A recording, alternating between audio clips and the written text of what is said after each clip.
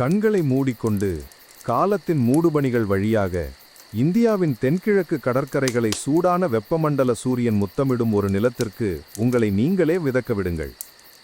வானத்தை தொட்ட பெரிய கோயில்கள், பரந்த பெருங்கடல்களில் வலிமைமிக்க கப்பல்கள் பயணித்த இடம் மற்றும் மனித வரலாற்றில் மிக நீண்டகாலம் ஆட்சி செய்த வம்சங்களில் ஒன்று, தெற்காசிய நாகரிகத்தின் கட்டமைப்பை வடிவமைத்த இடம் ஆகியவற்றிற்கு நாங்கள் பயணிக்கிறோம். நமது கதை காவேரி நதி டெல்டாவின் வளமான சமவெளிகளில் தற்போதைய தமிழ்நாட்டில் கிமு 300ஆம் ஆண்டு வாக்கில் தொடங்குகிறது.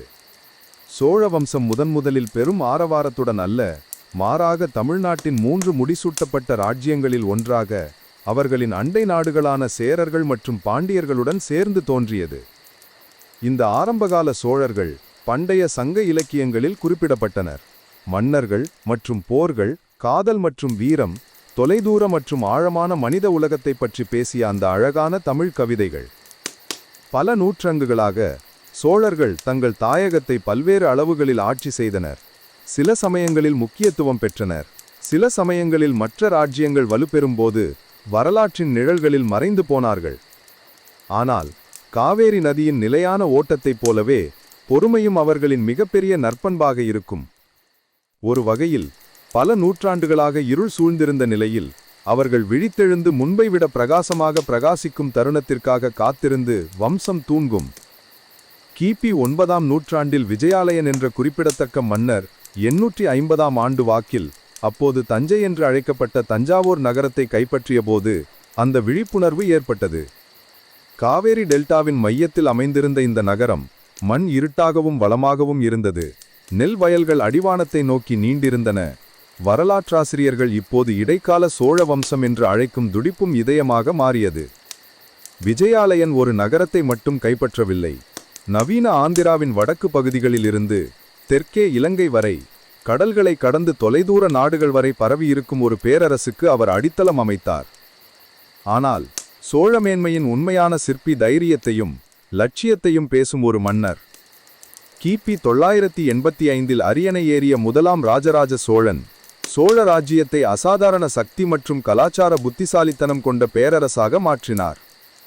அவரது ஆட்சி காலத்தில் ராஜராஜ பாண்டிய ராஜ்யத்தை கைப்பற்றி சேர ராஜ்யத்தை தனது செல்வாக்கின் கீழ் கொண்டு வந்து இலங்கையின் வடக்கு பகுதியை வெற்றிகரமாக இணைத்து கொண்டார்.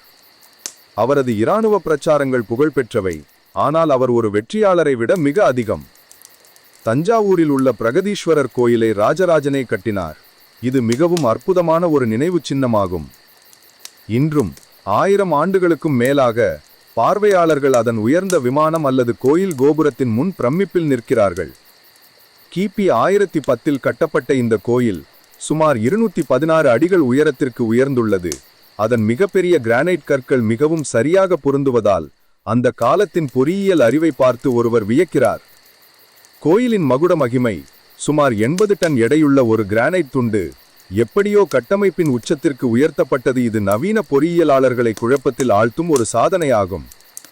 இது வெறும் வழிபாட்டு இடம் மட்டுமல்ல, இது ஒரு நாகரீகத்தின் உச்சகட்டத்தின் அதிகாரம், கலை அடைவு, அதன் உச்சகட்டத்தின் அறிக்கை. இந்த கட்டுமானத்தை இன்னும் குறிப்பிடத்தக்கதாக மாற்றுவது சோழ பேரரசு அதன் காலத்தின் மிகவும் அதிநவீன நிர்வாக அமைப்புகளில் ஒன்றாக இருந்தது. ராஜ்யம் மண்டலங்கள் எனப்படும் மாகாணங்களாக பிரிக்கப்பட்டது. அவை மேலும் நாடுஸ் எனப்படும் மாவட்டங்களாகவும் பின்னர் குர்ரம்கள் மற்றும் கிராமங்கள் எனப்படும் சிறிய அலகுகளாகவும் பிரிக்கப்பட்டன. இந்த படிநிலை அமைப்பு பரந்த பிரதேசங்களில் திறமையான நிர்வாகத்தை அனுமதித்தது. பிராமண கிராமங்களில் சபாக்கள் என்றும் பிராமணர் அல்லாத குடியிருப்புகளில் ஊர்கள் என்றும் அழைக்கப்படும் உள்ளூர் கூட்டங்கள் வரி வசூல் முதல் தகராறு தீர்வு வரை நீர்ப்பாசன அமைப்புகளை மறைமறை செய்தது மற்றும் நடந்து நிறைவேற்றப்பட்டது. அதிகாரம் இராணுவ வலிமையில் மட்டுமல்ல, செழிப்பு மற்றும் அமைப்பிலிருந்தும் பாய்கிறது என்பதை சோழர்கள் புரிந்து கொண்டனர். அவர்கள் வாழ்க்கை நதி என்று அழைத்த காவேரி நதியை அடக்கி கால்வாய்கள் மற்றும் குளங்களின் சிக்கலான வலைப்பினத்தின் வழியாக செலுத்தப்பட்டது. அது டெல்டாவை ஆசியா முழுவதும் பல பயனுள்ள பகுதிகளில் ஒன்றாக மாற்றியது. நெல் ஏராளமாக வளர்ந்தது, படைகள் மற்றும் நகரங்களை உணவளித்தது, கோயில்களுக்கு நிதி உதவி செய்ய, கப்பல்களை பராமரிக்க மற்றும் செழித்து வரும் கலாச்சாரத்தை ஆதரிக்க உதவிய வள்ளல். இப்போது நீங்கள் ஓய்வெடுக்கும் போது வடிகாலையில் காவேரியின் கரையில் நின்று விவசாயிகள் தங்கள் நாளை தொடங்கும் போது தங்கள் நிலத்தின் மூடுபனி எழுவதை பார்த்து கற்பனை செய்யுங்கள். சோழ வரலாற்றின் கதை இப்போதுதான் வெளிப்படத் தொடங்குகிறது. 1500 ஆண்டுகளுக்கும் மேலாக ஆட்சி செய்யும் அதிகாரத்தின் கதையில் இன்னும் பலது கண்டுபிடிக்கப்பட முடியும். அது மட்டுமல்ல, இன்றும் நாம் காணவும் தொடவும் கூடிய அழியாத ஒரு அடையாளத்தை இந்த வம்சம் நமக்காக விட்டு செல்லப் போகிறது. காவேரியின் நிரந்தர ஓட்டத்தைப் போலவே கதை தொடர்கிறது என்பதை அறிந்து நீங்கள் இப்போது ஆழமான ஓய்வில் மூழ்க அணிக்கப்படுகிறீர்கள். இசைக்கருவிகளை வாசித்தவர்கள், புனித கதைகளை நடித்து போட்டவர்கள், படித்து மற்றும் கற்பித்த அறிஞர்கள், கோயில்களை பராமரித்த கைவினைஞர்கள் மற்றும் கோயிலின் ஆதரவுக்காக அர்ப்பணிக்கப்பட்ட நிலங்களில் வேலை செய்த விவசாயிகள், கோயில் கல்வெட்டுகள் கல்லில் நுணுக்கமாக செதுக்கப்பட்டு நான்கொடைகள் மற்றும் நிலமானியங்கள் மற்றும் நிர்வாக விவரங்களை பதிவு செய்கின்றன. நூற்றாண்டுகளுக்கு பிறகும் இந்த நாகரிகம் எப்படி செயல்பட்டது என்பதை புரிந்து கொள்ள நமக்கு அனுமதிக்கிறது. முதன்மையாக தமிழ் மற்றும் சமஸ்கிருதத்தில் எழுதப்பட்ட இந்த கல்வெட்டுகள் குறிப்பிடத்தக்க சிக்கலான மற்றும் நுட்பமான ஒரு சமூகத்தை வெளிப்படுத்துகின்றன. பெண்கள் சொத்துக்களை ஒன்னாக வைத்துக்கொள்ள மற்றும் மறுபடிக்க உரிமைகளை பெற்றிருந்தன.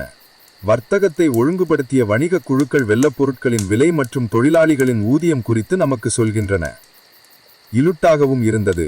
அதன் காரணமாக வர்த்தக வணிக குழுக்கள் வெள்ளப்பொருட்களின் விலை மற்றும் தொழிலாளிகளின் ஊதியம் குறித்து நமக்கு சொல்கின்றன. இப்போது ஓய்வெடுக்கும் போது 1500 ஆண்டுகளுக்கும் மேலாக ஆட்சி செய்யும் ஒரு வம்சத்தின் இன்றும் நாம் காணவும் தொடவும் கூடிய அழியாத ஒரு அடையாளத்தை நமக்காக விட்டு செல்லப் போகிறது. இப்போது உங்கள் கண்களை மூடிக்கொண்டு 10ஆம் நூற்றாண்டின் முடிவை நோக்கி சோழ பேரரசு தன் உச்சத்தில் நின்றது. அதன் செல்வாக்கு கங்கையிலிருந்து இலங்கை வரை, தென்கிழக்கு ஆசியாவின் கடற்கரைகளில் இருந்து மேற்கு கடல்கள் வரை பரவியிருந்தது என்பதை அறிந்து இந்த பொற்காலத்தின் உச்சகட்டத்தில் நீங்கள் ஓய்வு கொள்ளுங்கள். 6.5 இந்த பெரிய காவேரியின் நீரை போலவே இருப்பட்டும். இப்போது நாம் சோழ பேரரசின் மையத்திற்கு திரும்புவோம். சோழ ராஜ்யம் எப்படி தலைமுறைகளாக தன்னை நிலைநிறுத்தி கொண்டது என்பதை புரிந்து கொள்வோம். எல்லாவற்றிற்கும் அடித்தளமாக பெரும்பாலான மக்கள் வாழ்ந்தும் பணியாற்றியும் கிராமம் ஊர் இருந்தது. சோழ முறை இந்த கிராம சமூகங்களுக்கு குறிப்பிடத்தக்க அளவில் சுயாட்சியை வழங்கியது. ஒவ்வொரு கிராமத்திற்கும் அதன் சொந்த சபை இருந்தது மற்றும் பல இடங்களில், குறிப்பாக பிரம்மதேயங்கள் என்று அழைக்கப்படும் பிராமண குடியிருப்புகளில், இந்த கூட்டங்கள் அதிநவீன ஜனநாயக நடைமுறைகளுடன் செயல்பட்டன. நாயார்கள் மட்டுமல்ல, அதை போலவே பல ராஜ்யங்கள் வலுப்பெறும்போது வரலாற்றின் நிழல்களில் மறைந்து போனார்கள் என்பதை புரிந்து கொண்டனர். ஆனால் ஒவ்வொரு கிராமத்திற்கும் அதன் சொந்த சபை இருந்தது மற்றும் பல இடங்களில், குறிப்பாக பிரம்மதேயங்கள் என்று அழைக்கப்படும் பிராமண குடியிருப்புகளில், இந்த கூட்டங்கள் அதிநவீன ஜனநாயக நடைமுறைகளுடன் செயல்பட்டன. நாயார்கள் மட்டுமல்ல, அதை போலவே பல ராஜ்யங்கள் வலுப்பெறும்போது வரலாற்றின் நிழல்களில் மறைந்து போனார்கள் என்பதை புரிந்து கொண்டனர். சோழர் ஆட்சிகள் தங்கள் அதிகாரத்தை விவசாய செழிப்பில் தங்கியிருப்பதை புரிந்து கொண்டு நிலப்பரப்பை மாற்றி அமைத்த ஹைட்ராலிக் பொறியியல் பொருட்களில் பெரிதும் விடகினர். ஏரிகள் என்று அழைக்கப்பட்ட விரிவான நீர்ப்பாசன தொட்டிகளை உருவாக்கினர். அவர்கள் மைல்களை நீண்டிருக்கும் கால்வாய்களையும் கட்டினர். முன்பு உழவடி செய்ய முடியாத அளவிற்கு வறண்ட நிலங்களுக்கு நீரை கொண்டு வந்தனர். 2ஆம் நூற்றாண்டில் மன்னர் கரிகால சோழனின் ஆட்சி காலத்தில் காவேரி ஆற்றின் குறுக்கே கட்டப்பட்ட கிராண்ட் அணைக்கட்டை குறிப்பிடத்தக்கதாகும். 1200 ஆண்டுகளுக்கு பிறகும் அதை போலவே இந்த அணைக்கட்டு பல நூற்றாண்டுகளாக பயன்படுத்தி வருவதாகவும் குறிப்பிடப்படுகிறது. இந்த அணைக்கட்டு மிகப்பெரிய முயற்சியாகும். ஆயிரக்கணக்கான தொழிலாளிகளின் ஒருங்கிணைப்பு தேவைப்பட்டது மற்றும் விவசாயிகளின் வாழ்க்கை பயணம் குறித்த தகவல்களும் ஆயிரக்கணக்கான தொழிலாளிகளின் ஒருங்கிணைப்பு தேவைப்பட்டது என்றும் குறிப்பிடப்படுகிறது. இந்த அணைக்கட்டு மிகப்பெரிய முயற்சியாகும். ஆயிரக்கணக்கான தொழிலாளிகளின் ஒருங்கிணைப்பு தேவைப்பட்டது மற்றும் விவசாயிகளின் வாழ்க்கை பயணம் குறித்த தகவல்களும் ஆயிரக்கணக்கான தொழிலாளிகளின் ஒருங்கிணைப்பு தேவைப்பட்டது என்றும் குறிப்பிடப்படுகிறது. இந்த அணைக்கட்டு மிகப்பெரிய முயற்சியாகும். ஆயிரக்கணக்கான தொழிலாளிகளின் ஒருங்கிணைப்பு தேவைப்பட்டது மற்றும் விவசாயிகளின் வாழ்க்கை பயணம் குறித்த தகவல்களும் ஆயிரக்கணக்கான தொழிலாளிகளின் ஒருங்கிணைப்பு தேவைப்பட்டது என்றும் குறிப்பிடப்படுகிறது. இந்த அணைக்கட்டு மிகப்பெரிய முயற்சியாகும். ஆயிரக்கணக்கான தொழிலாளிகளின் ஒருங்கிணைப்பு தேவைப்பட்டது மற்றும் விவசாயிகளின் வாழ்க்கை பயணம் குறித்த தகவல்களும் ஆயிரக்கணக்கான தொழிலாளிகளின் ஒருங்கிணைப்பு தேவைப்பட்டது என்றும் குறிப்பிடப்படுகிறது. இந்த அணைக்கட்டு மிகப்பெரிய முயற்சியாகும். ஆயிரக்கணக்கான தொழிலாளிகளின் ஒருங்கிணைப்பு தேவைப்பட்டது மற்றும் விவசாயிகளின் வாழ்க்கை பயணம் குறித்த தகவல்களும் ஆயிரக்கணக்கான தொழிலாளிகளின் ஒருங்கிணைப்பு தேவைப்பட்டது என்றும் குறிப்பிடப்படுகிறது. இந்த அணைக்கட்டு மிகப்பெரிய முயற்சியாகும். ஆயிரக்கணக்கான தொழிலாளிகளின் ஒருங்கிணைப்பு தேவைப்பட்டது மற்றும் விவசாயிகளின் வாழ்க்கை பயணம் குறித்த தகவல்களும் ஆயிரக்கணக்கான தொழிலாளிகளின் ஒருங்கிணைப்பு தேவைப்பட்டது என்றும் குறிப்பிடப்படுகிறது. இந்த அணைக்கட்டு மிகப்பெரிய முயற்சியாகும். ஆயிரக்கணக்கான தொழிலாளிகளின் ஒருங்கிணைப்பு தேவைப்பட்டது மற்றும் விவசாயிகளின் வாழ்க்கை பயணம் குறித்த தகவல்களும் ஆயிரக்கணக்கான தொழிலாளிகளின் ஒருங்கிணைப்பு தேவைப்பட்டது என்றும் குறிப்பிடப்படுகிறது. இந்த அணைக்கட்டு மிகப்பெரிய முயற்சியாகும். ஆயிரக்கணக்கான தொழிலாளிகளின் ஒருங்கிணைப்பு தேவைப்பட்டது மற்றும் விவசாயிகளின் வாழ்க்கை பயணம் குறித்த தகவல்களும் ஆயிரக்கணக்கான தொழிலாளிகளின் ஒருங்கிணைப்பு தேவைப்பட்டது என்றும் குறிப்பிடப்படுகிறது. இந்த அணைக்கட்டு மிகப்பெரிய முயற்சியாகும். ஆயிரக்கணக்கான தொழிலாளிகளின் ஒருங்கிணைப்பு தேவைப்பட்டது மற்றும் விவசாயிகளின் வாழ்க்கை பயணம் குறித்த தகவல்களும் ஆயிரக்கணக்கான தொழிலாளிகளின் ஒருங்கிணைப்பு தேவைப்பட்டது என்றும் குறிப்பிடப்படுகிறது. இந்த அணைக்கட்டு மிகப்பெரிய முயற்சியாகும். ஆயிரக்கணக்கான தொழிலாளிகளின் ஒருங்கிணைப்பு தேவைப்பட்டது